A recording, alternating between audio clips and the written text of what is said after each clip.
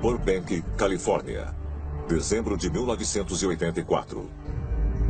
O produtor cinematográfico e pesquisador de OVNIs, Jamie Chandler, chegou em casa e encontrou um envelope de papel manilha que foi jogado pelo buraco de cartas da porta da frente. O carimbo postal indica que o envelope foi enviado de Albuquerque, Novo México, mas não havia o endereço do remetente. Quando ele o abriu, encontrou apenas um rolo de filme de 35 milímetros. Este filme, quando revelado adequadamente, produziu essas 8 páginas com instruções para Eisenhower. O documento de instruções para Eisenhower é um memorando que foi supostamente escrito em 1952 pelo primeiro diretor da CIA, Roscoe Hillenkoetter, para o presidente eleito Dwight Eisenhower. Nele, Hillenkoetter escreveu que o presidente anterior, Harry Truman, havia formado um grupo secreto dentro do governo dos Estados Unidos para examinar espaçonaves extraterrestres caídas. O documento que ele recebeu relatava que havia ocorrido quedas de naves anteriormente, inclusive em Roswell. A recomendação derradeira ao presidente Eisenhower era que esse tema continuasse a ser mantido em sigilo. O engenheiro aeroespacial, Dr. Robert Wood, foi um dos homens que Chandler pediu que examinasse esse memorando. Em seus 43 anos de carreira, Robert trabalhou com aquecimento aerodinâmico, defesa contra mísseis balísticos, radar e estação espacial. Em sua opinião, esse documento é a prova cabal que comprova que a suposta queda de OVNI mais famosa de todos os tempos, o incidente de Roswell, foi realmente um evento extraterreno. Durante muitos anos, eu investigo a autenticidade desse memorando e tento relacioná-lo com outras fontes. Quanto às ideias principais e as afirmações do fato desse memorando estarem corretas, eu estou convencido de que sim. O incidente de Roswell, que está detalhado no documento de instruções para Eisenhower, ocorreu em 1947, durante o primeiro mandato de Truman, quando Eisenhower era chefe de Estado-Maior do Exército. No dia 7 de julho, um objeto não identificado caiu em um rancho perto da cidade de Roswell, Novo México. No dia seguinte, o jornal local anunciou que os oficiais da base aérea do Exército haviam informado a captura de entre aspas, disco voador. Mas poucas horas depois, o Exército voltou atrás e afirmou que o objeto não era nada mais que um balão meteorológico. Desde então, mais detalhes foram divulgados por supostos funcionários do governo, que afirmam que não só uma nave, mas sim 3 e até mesmo corpos de alienígenas foram capturados naquela noite. Harry Truman era o presidente dos Estados Unidos. Dwight Eisenhower, o general Nathan Twining. Essas pessoas seriam as primeiras a serem informadas. Mas houve um tipo de falha de comunicação. Foi assim que a manchete foi publicada. Essa manchete estava falando a verdade de que o governo dos Estados Unidos não queria que informações sobre não-humanos vazassem para seus inimigos. E Harry S. Truman, como era um homem prático em todos os sentidos, observando toda essa situação, deve ter dito: eu preciso de ajuda, a alguém em que possa confiar. Se você fosse o presidente Truman em 1947 e você recebesse provas confiáveis de que havia a presença de alienígenas no planeta Terra, o que faria? Você criaria uma comissão para estudar o que estava acontecendo e faria recomendações e exploraria esse tema. O que o presidente Harry Truman fez? Ele criou o Ato de Segurança Nacional, ele criou o Conselho de Segurança Nacional e criou a CIA, tudo ao mesmo tempo, em resposta a essa ameaça. O governo dos Estados Unidos decidiu que precisava ter um comitê de supervisão central para lidar com esse chamado problema alienígena. E se deveriam publicar essas informações ou mantê-las em sigilo. E eles tinham o poder de decidir tudo relacionado à presença de alienígenas no planeta Terra. Talvez mais provas possam ser encontradas ao examinar o assassinato de John F. Kennedy.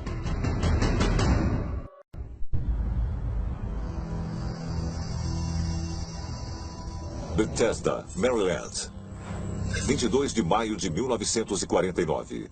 James Forrestal, o primeiro secretário da Defesa dos Estados Unidos, foi encontrado morto no hospital naval. Ele supostamente caiu da janela do 16º andar depois de ser internado por depressão. Sua morte foi considerada um suicídio, mas muitos discordam dessa conclusão e acreditam que Forrestal foi assassinado porque ele estava ameaçando divulgar para o público a informação que ele havia conseguido sobre a presença de extraterrestres na Terra. James Forrestal foi uma das figuras militares mais importantes da história dos Estados Unidos.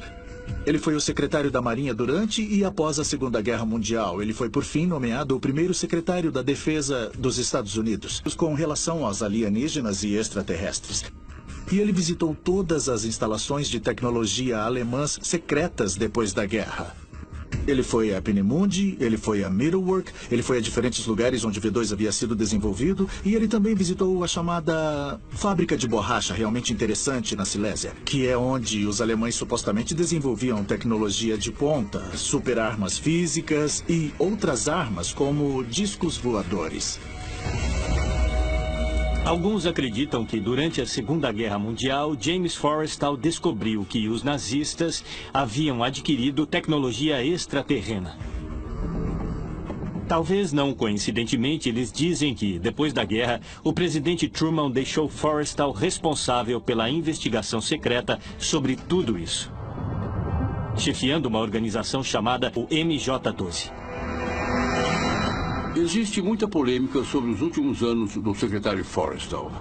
Ele fazia parte do MJ-12. Ele ficou sabendo que estava sendo divulgado sobre a presença alienígena. E a pergunta que não quer calar é, foi suicídio? Ele foi empurrado? O que aconteceu? Algumas pessoas dizem que Forrestal estava determinado a contar ao público americano sobre o que ele havia visto a respeito da presença alienígena, a influência alienígena na tecnologia nazista, e dizem que quando ele queria divulgar isso, criaram a história falsa de que ele estava desanimado e o assassinaram, jogando-o literalmente da janela do 16º andar do hospital onde ele estava preso. É possível que James Forrestal tenha sido silenciado para evitar que ele revelasse a verdade sobre a presença alienígena aqui na Terra? Houve a divulgação de outro, ou vou dizer chocante, documento. Tão extraordinário quanto a noção do assassinato de Forrestal possa ser, aponta o assassinato de uma pessoa do governo do mais alto escalão. A história é que era para esse documento ter sido destruído. Alguém o jogou na lareira, mas ultra secreto MJ-12, Agência de Inteligência Central do diretor da Agência de Inteligência Central MJ-1. Quem era ele? Ele era Alan Dulles. E Lancer, durante a administração Kennedy, era o nome de serviço secreto do presidente. Este é o chefe da CIA, MJ-1. Indo contra a vontade do presidente de descobrir mais informações. O que nós não podemos permitir. Por favor, apresentem seus pontos de vista antes de outubro. Se isso foi em 63, ele morreu um mês depois em Dallas. Pelo que eu sei, esse memorando queimado é o único documento de que eu já ouvi falar que alguém afirma que poderia ser a autorização para matar o presidente John F. Kennedy. É uma afirmação extraordinária. É absolutamente fascinante. É diferente de tudo o que eu já ouvi. A dedução que fazemos do memorando chamuscado é que se John Kennedy continuasse fazendo o que estava fazendo, talvez fosse problema. O documento identifica várias ações que poderiam ser tomadas. Uma delas, a derradeira, sugere que se o Washington não respondesse ao que eles queriam fazer, deveria ser molhado. E essa é a linguagem, eu acho, que os soviéticos começaram a usar para assassinato, porque molhado está associado ao sangue. Se os documentos dos 12 majestosos são de fato autênticos, eles são prova de que os membros do governo dos Estados Unidos não só sabiam dos seres extraterrenos e se comunicavam com eles, como também faziam de tudo para manter essa informação escondida do público. O ex-advogado de Washington, D.C., Douglas Caddy, era amigo íntimo de E. Howard Hunt, para quem ele trabalhou quando Hunt ficou no centro do escândalo Watergate em 1972. Hunt era um funcionário da CIA quando John F. Kennedy era presidente. Caddy afirma que certa noite ele perguntou a Howard Hunt sobre o assassinato e recebeu uma resposta chocante. A última vez que eu vi Howard Hunt foi em 1975. Ele ligou para mim e disse que gostaria de jantar comigo. Quando o jantar terminou, nós saímos para a calçada e eu pensei, bom, essa pode ser a última vez que eu vou ver Howard. Ele vai embora e eu vou me mudar de Washington. Então, apenas por curiosidade, eu perguntei a ele, por que John Kennedy foi assassinado? E ele respondeu, John Kennedy foi assassinado porque estava prestes a dar nosso segredo mais vital para a União Soviética. E eu falei, nosso segredo mais vital, e qual seria? Ele se inclinou para frente, me olhou nos olhos e respondeu, a presença dos alienígenas. Ele apertou minha mão e foi embora. Você acha que o MJ-12 ainda existe até hoje? Bom, o que me contaram é que eles trocaram o nome e os números. Provavelmente mais de uma vez. Então, é a mesma ideia, é o mesmo controle, mesmos documentos, mesmos arquivos, mesmo poder. Se você observar o que aconteceu nos últimos 60 anos, é realmente possível que mais decisões do que nós sabíamos tenham sido tomadas a favor do nosso governo, por causa desse assunto. ETs e tecnologia. 20 de julho de 1969. 6 anos depois do assassinato do presidente Kennedy, os astronautas norte-americanos Neil Armstrong e Edwin Buzz Aldrin se tornaram os primeiros humanos a pousar na Lua. É um passo pequeno para um homem e um salto gigantesco para a humanidade. Mas algumas pessoas acreditam que essa não foi a primeira vez que o homem chegou à Lua e que outras missões extremamente secretas ocorreram antes. Em 2014, documentos desclassificados revelaram que os Estados Unidos tinham um projeto secreto em andamento em 1959 para não só chegar à Lua, como também montar bases militares lá em 1965. Quando o presidente Kennedy disse nós vamos à Lua, havia muitas propostas disponíveis. Uma delas era chamada de Projeto Horizon. E a ideia dele era que nós colocaríamos mais de 140 foguetes em baixa órbita. Juntaríamos containers de combustíveis vazios, tubos largos e os enviaríamos para a Lua. Eles pousariam na Lua e nós os juntaríamos formando uma base lunar permanente que começaria com cerca de 20 astronautas e por fim abrigaria centenas de pessoas. A ideia era disponibilizar uma presença militar permanente na superfície da Lua. O projeto Horizon foi um invento de Wernher von Braun, o ex-cientista aeroespacial nazista, cujo design de foguete com múltiplos estágios ainda é usado até hoje. E de acordo com os documentos dos 12 Majestosos, ele era um dos homens que trabalhava na engenharia reversa da nave extraterrena que caiu em Roswell, Novo México. Além de montar bases na Lua, Wernher von Braun tinha outro objetivo: chegar a Marte. Ele achava que isso era factível, mesmo na década de 1960. E existem pessoas que afirmam que os Estados Unidos e outras nações têm bases lá agora. Uma das primeiras supostas missões para Marte foi um projeto chamado Solar Warden.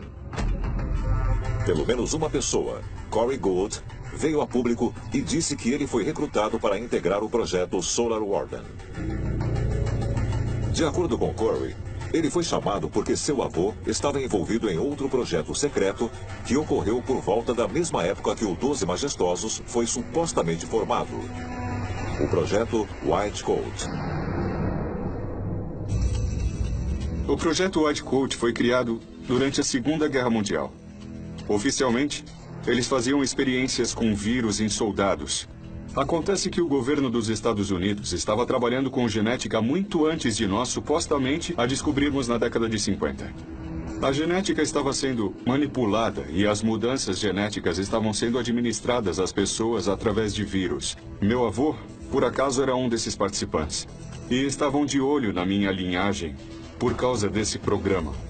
E me puseram num programa de treinamento que durou dos 6 anos de idade até os 17 anos de idade, quando eu fui oficialmente recrutado para o Solar Warden. Logo depois de eu ter entrado no programa espacial, eu fui designado para trabalhar numa nave de pesquisa. Eu trabalhava nas comunicações, um subprograma do qual eu fazia parte. No começo era chamado de Programa de Interrogação e Interceptação de Intrusos. Diferentes seres estavam vivendo entre nós no nosso planeta. E a ordem era capturar esses seres, interrogá-los e descobrir por que eles estavam aqui. As raízes do Programa Espacial Secreto dos Estados Unidos remontaram à Alemanha nazista. Muitos cientistas que nós conseguimos na Operação Paperclip estavam em contato com a sociedade dissidente, que já havia desenvolvido a espaçonave. Atualmente, existem pelo menos 3 dúzias de nações envolvidas. Alguns dos países envolvidos agora são, por exemplo, a Estônia, a Ucrânia e, é claro, os maiores players, os Estados Unidos, China, Alemanha, Rússia. O Reino Unido é também um grande player no Programa Espacial Secreto.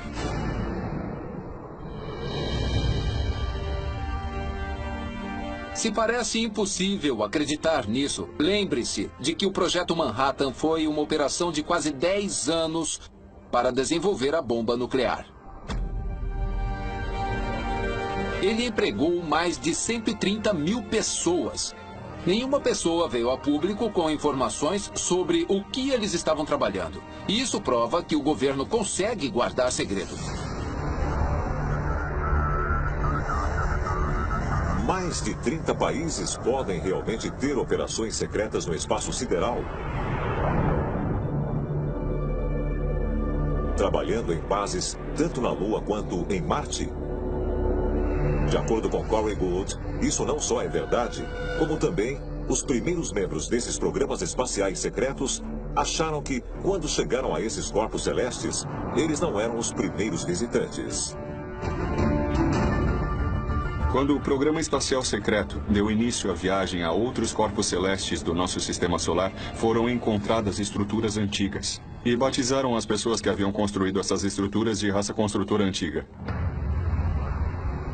O que de mais importante nossos astronautas descobriram foram estruturas que haviam sido destruídas havia muito tempo. E eram estruturas muito interessantes. Algumas flutuavam no chão e estavam quase completas. Outras estavam totalmente despedaçadas. Podemos encontrar todas as provas que quisermos sobre a existência de habitações extraterrenas no planeta Marte e na nossa própria Lua, ao observar as fotos da NASA. Nós podemos ver pirâmides, podemos ver pontes, podemos ver todos os tipos de pedras que não parecem ser pedras. Eu vi várias imagens do que parecem ser estruturas que podem ou não ser ativas e podem ou não ser habitadas. Talvez estejamos agora tanto na Lua quanto em Marte, com instalações espaciais novas em folha que estão usando antigas estruturas que foram erguidas há milhares ou até mesmo milhões de anos. Essas coisas foram realmente divulgadas pela NASA em seu próprio catálogo de anomalias lunares temporárias. E tudo isso sugere que existe, de fato, uma comunidade extraterrestre vibrante vivendo na Lua hoje. Será que não existem só estruturas na superfície lunar, mas também atividades não identificadas? Atividades que poderiam indicar uma ocupação atual extraterrestre da Lua? E sugerem que mais evidências podem ser encontradas no lado escuro da Lua.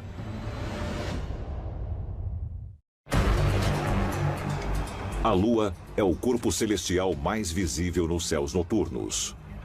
Mas nós só vemos um lado dela, pois está em rotação sincrônica com a Terra. Ou seja, ela demora o mesmo tempo para girar sobre seu eixo e para completar sua órbita ao redor da Terra. Portanto, nós só podemos observar um lado. E cerca de 41% da superfície lunar nunca são vistos. A Lua está no que chamamos de rotação sincrônica com a Terra. Isso é o efeito da gravidade da Terra e da Lua. E significa que a Lua só nos mostra um lado, a face com que estamos familiarizados. A razão para isso é que quando dois objetos estão próximos um do outro, eles se tornam travados desse modo. Isso significa que a Lua apresenta a mesma face para a Terra o tempo todo. Por causa do travamento da rotação da Lua, ela nos apresenta a mesma face.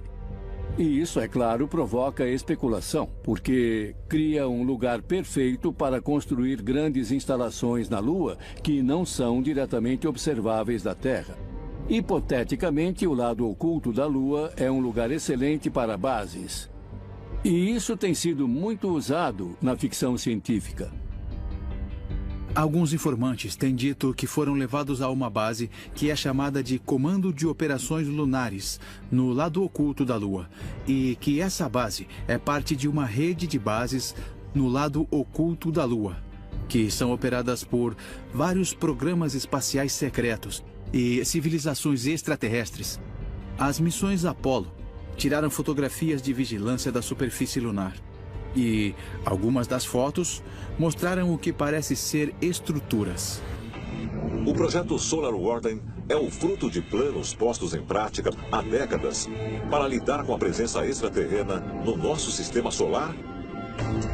Quase 20 anos depois dos primeiros documentos dos 12 majestosos terem vindo à tona, um hacker de computador chamado Gary McKinnon afirmou que descobriu a prova mais concreta de todas, que comprova a autenticidade dos documentos dentro dos arquivos secretos da NASA.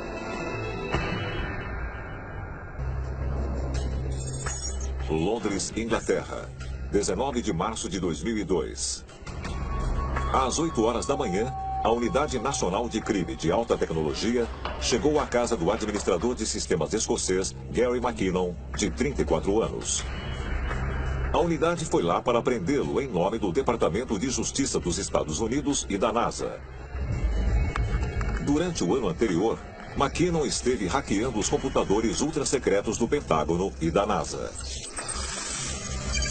O que ele descobriu foram arquivos que ele afirma que fornecem provas inegáveis da existência dos 12 majestosos e o programa espacial secreto ao qual eles deram origem.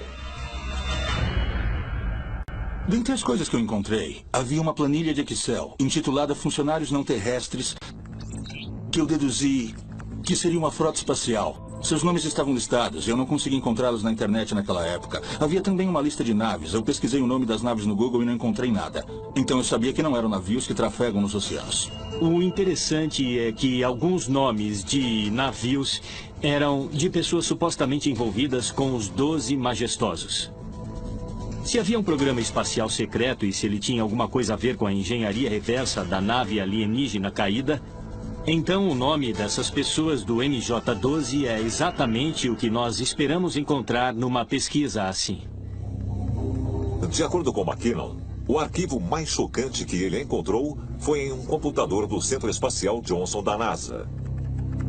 Dentro de uma pasta intitulada Não Filtrado, ele encontrou uma imagem miniatura de uma foto de alta resolução do satélite da NASA que parece mostrar uma espaçonave incomum. Eu cliquei 2 vezes na imagem e começou a abrir muito devagar. Mas eu consegui ver um OVNI tubular no formato clássico de charuto, com esse tipo de cúpula geodésica, como uma metade de bola de golfe presa na parte de cima e de baixo. E eu fiquei maravilhado, porque encontrei prova verdadeira do que eu achava que era um OVNI, apesar de poder ser uma espaçonave secreta. Vai saber. Mas lá estava ela na minha frente, aberta na tela. E então, de repente, eu vi o mouse se mover pela tela, clicar no ícone de conexão e escolher desconectar. E eu perdi a chance de transferir totalmente a foto para minha máquina. Então, foi um momento que encontrei, mas também, eles me pegaram. Gary McKinnon descobriu a imagem de uma nave alienígena ou descobriu outra coisa? O segredo associado com o MJ-12, em minha opinião, nos permitiu gastar enormes quantias de dinheiro, trilhões de dólares. A minha conclusão mais recente é que parte desses trilhões de dólares foi usada para aproveitar a tecnologia que descobrimos e construir dispositivos de gravidade controlada que nós vimos às vezes como OVNIs. Então, se olharmos para o céu agora, acho que há 50% de chance de que seja nossos versus os deles. De acordo com Corey Goode, o que Gary McKinnon descobriu nos arquivos ultra-secretos do Pentágono e da NASA está de acordo com as experiências que Gary teve. O Gary acabou sendo a primeira pessoa a descobrir prova tangível desses programas durante sua investigação. O interessante é que as informações obtidas por ele sobre diferentes tipos de aeronaves, funcionários não terrestres, transferências de frotas, tudo isso coincide perfeitamente com o projeto Solar Warden. Corey afirma que os documentos dos 12 majestosos da década de 1950, que revelaram a ocorrência de interações entre os funcionários do governo e várias espécies de alienígenas, estão certos também. Atualmente, nos programas espaciais secretos, nós estamos lidando com aproximadamente 60 grupos não terrestres diferentes que vieram aqui. E alguns desses grupos estão interagindo com os governos do mundo neste momento. Se realmente existem grupos, tanto de alienígenas quanto de humanos, operando em todo o sistema solar, por quanto tempo mais isso será escondido do público?